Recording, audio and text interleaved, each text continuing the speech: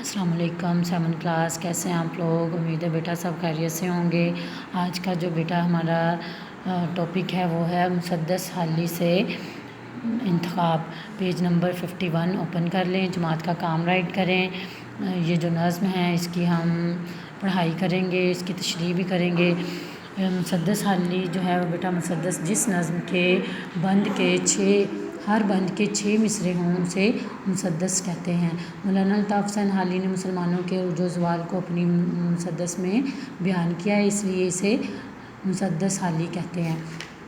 مولانا الطاف حسین حالی جو ہیں وہ اردو کے جو ہیں اہم شعراء میں جو ہیں شمار ہوتے ہیں۔ یہ ابھی جو ہم اشعار پڑھیں گے یہ ان کی کتاب مسدس مد و جزر اسلام سے لیے گئے ہیں۔ حالی نے جو ہے اسلام کے عروج و زوال کی کہانی بڑے دردمندانہ انداز میں اس میں بیان کی ہے۔ تو بند نمبر 1 جو ہے وہ پڑھتے ہیں۔ گھٹا ایک پہاڑوں سے بتا کے اٹھی، بتا مکہ کی وادی، پڑی 4 سو یک با یک دھوم جس کی، 4 سو چاروں طرف دھوم، شہرت، کڑک اور دمک، دور دور اس کی پہنچی، کڑک گونج دار آواز، دمک چمک، جو ٹیگس پہ گرجی تو گنگا پہ برسی۔ ٹیگس ہسپانیہ کا دریا، گنگا ہندوستان کا دریا، رہے اس سے محروم آبی نہ خاکی آبی، پانی میں رہنے والی مخلوق، خاکی خشکی پہ رہنے والی، ہری ہو گئی ساری کھیتی خدا کی اللہ کی سرزمین۔ تو بیٹا اس کی جو ہے وہ میں تشریح آپ کو جو ہے وہ اس کے ہنٹ دوں گی، پڑھ کے بھی بتاتی ہوں آپ کو اپنے الفاظ میں، اس کو آپ نے دھیان سے سننا ہے۔ یہ جو اس بند میں مولانا الطاف حسین حالی اسلام کی آمد اور اس کی وجہ سے رونما ہونے والے عظیم انقلاب کے بارے میں بیان کرتے ہیں۔ بند کے آغاز میں جو ہے وہ کہتے ہیں کہ وادی بتا یعنی مکہ مکرمہ سے اسلام کا آغاز اس طرح ہوا جس طرح گھٹا چاروں طرف چھا جاتی ہے۔ وادی بتا سے ابھرنے والے اسلام کا پیغام یک بیک دنیا کے کونے کونے تک پہنچ گیا، جس طرح گھٹا سے نکلنے والی جو کڑک اور دمک تھی یعنی کہ گونجدار آواز اور چمک دور دور تک پہنچتی ہے، بالکل اسی طرح اسلام کی تعلیمات و برکات نے چاروں طرف اجالا کیا۔ اسلامی سلطنت اور وسطوں کی ہر حد تک پہنچ گئی۔ اگر اسلام کا رعب و دبدبہ ٹیگس تک پہنچا تو اس کے فیوز و برکات تھے وہ گنگا تک بھی پھیل گئے۔ جس طرح کالی گھٹا کے بعد بارش برستی ہے تو اس کے اثرات آبی و خاکی پر پڑتے ہیں اور بارش کی خاک سے کوئی مایوس نہیں ہوتا، اسی طرح اسلام کی تعلیمات پوری کائنات کے لیے عام ہوئیں۔ اس سے نہ صرف انسانوں نے فائدہ حاصل کیا بلکہ جانوروں اور پرندوں تک نے تحفظ حاصل کیا۔ گویا خشکی پر زندگی بسر کرنے والے انسان و جانور ہوں یا سمندروں کی مخلوق، اسلام نے دنیا میں ہر چیز کے احکام عطا کیے۔ اس طرح اسلام کی روشن تعلیمات کا نور مکہ کی وادی سے نکل کر ٹیگس و گنگا تک جا پہنچا، یوں اسلام سے پوری کائنات کا کونا کونا منور ہو گیا۔ بند نمبر 2 کیا امیوں نے جہاں میں اجالا، امیوں ان پڑھ اجالا روشنی ہوا جس سے اسلام کا بول بالا چرچا شہرت، بتوں کو عرب اور عجم سے نکالا، ہر ایک ڈوبتی ناؤ کو جا سنبھالا، ناؤ کشتی زمانے میں پھیلائی توحید مطلق خاص توحید، لگی آنے گھر گھر سے آواز حق کی، تو حق کی آواز۔ اس کا بیٹا جو ہے وہ تشریح ہم کریں گے بند نمبر 2 کی۔ اس میں مولانا جو ہے وہ الطاف حسین حالی اسلام کی بدولت آنے والے عظیم انقلاب کو احسن انداز سے بیان کرتے ہیں۔ وہ لوگ جو امی کہلوائے جاتے تھے، یعنی جنہوں نے کسی دنیاوی ادارے سے باقاعدہ تعلیم حاصل نہ کی تھی، الہامی ہدایات کی بنا پر انہوں نے پوری دنیا میں نور و ہدایت کی روشنی عام کر دی۔ اس کی بدولت اسلام کا چرچا ہونے لگا۔ اسلام کی انقلاب آفرین تعلیمات جو تھی وہ چاردانگ عالم میں پھیل گئی۔ جو لوگ بتوں کے پجاری تھے اب ایک خدا کی عبادت کرنے لگے۔ یوں عرب و عجم سے بتوں کو نکال دیا گیا۔ دنیا میں جہاں جہاں انسانیت خوف و ہراس، ظلم و ستم اور وحشت و بربریت کا شکار تھی، اس کی حفاظت کی گئی۔ زمانے میں صرف اور صرف توحید کے نام کا چرچا ہوا۔ ایک خدا کے جو تھے وہ ایک خدا کے نام کے علاوہ پوجا پاٹ کے تمام نام ہمیشہ ہمیشہ کے لیے مٹ گئے اور گھر گھر سے حق کی آواز آنے لگی۔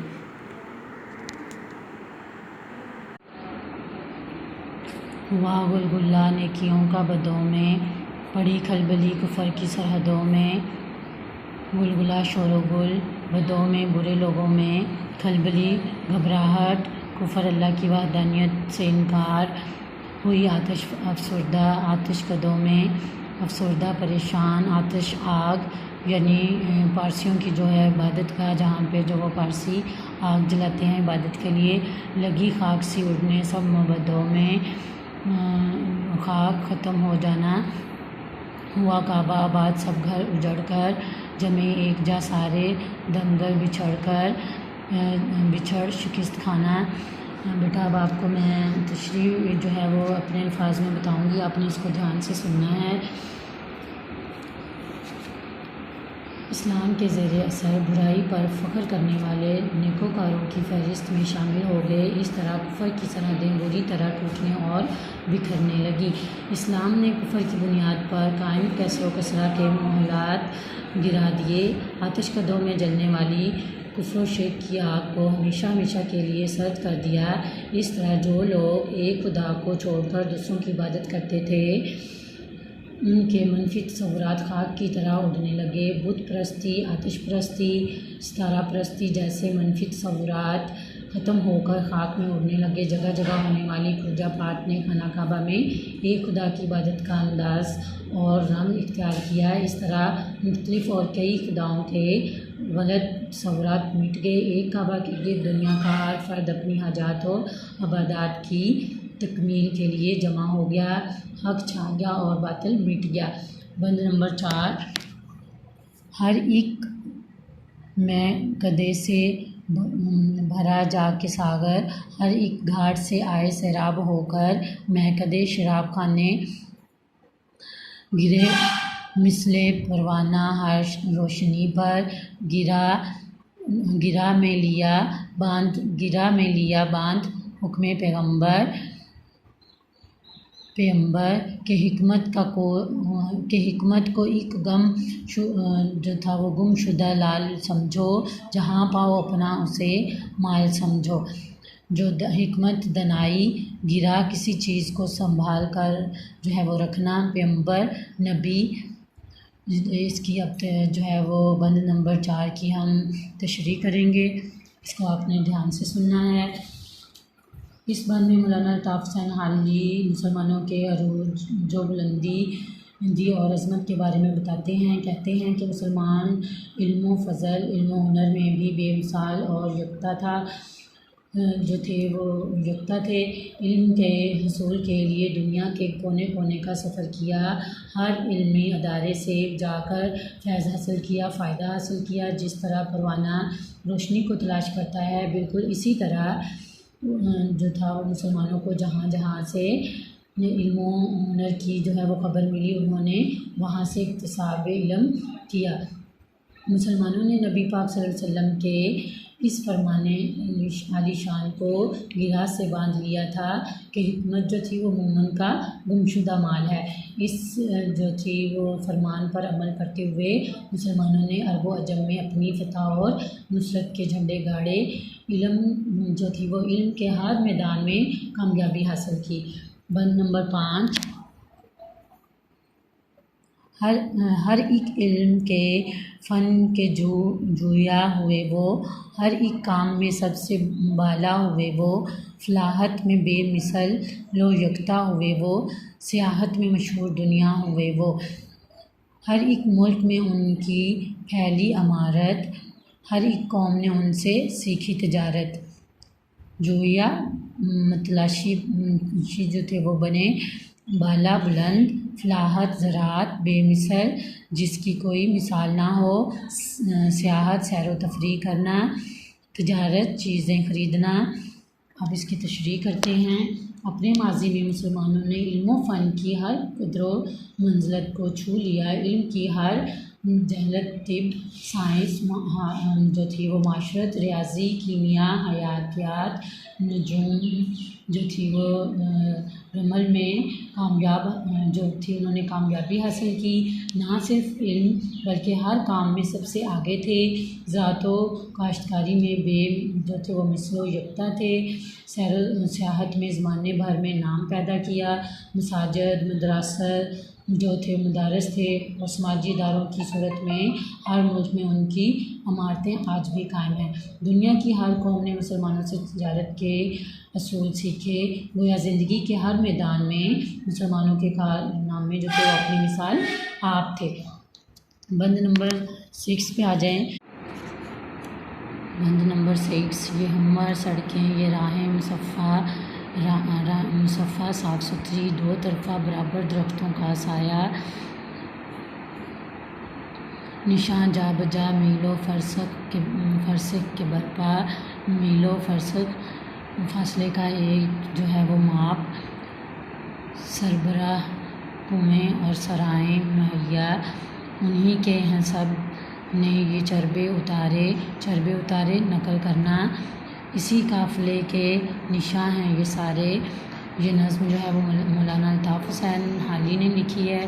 اب تشریح کرتے ہیں اس بند کی۔